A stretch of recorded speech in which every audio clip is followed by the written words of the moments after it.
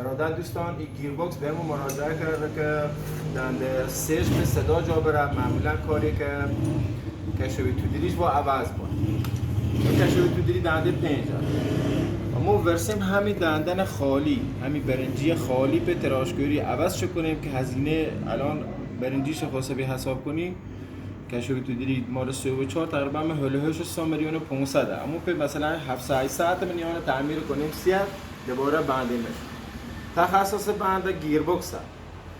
اگر گیربکس فرصت نکنیم که آن باز کنیم، گیربکس دا باز کوری بی جای بیارش سیم و تعمیرش کنیم به هزینه پایین، 1 سال گارانتی کاغذ دهیم ما گیربکس دا وقتی بحثیم تحویل دادیم که الکی خراب نبود. می کار گیربکس چند تا امضا داره که هیچ کس فعلا حلشو نکرده. حتی لینه‌گیری پراید شفت وسط پراید کسی بلد نی لینه‌گیری کنه مگر ابزار مخصوص با که متاسفانه خیلی ابزار مخصوص نداره.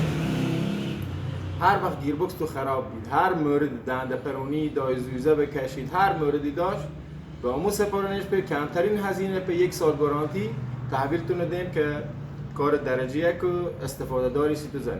امیدوارم که کارتون ترسیم به شکل خوشگلی انجام بدید. شاد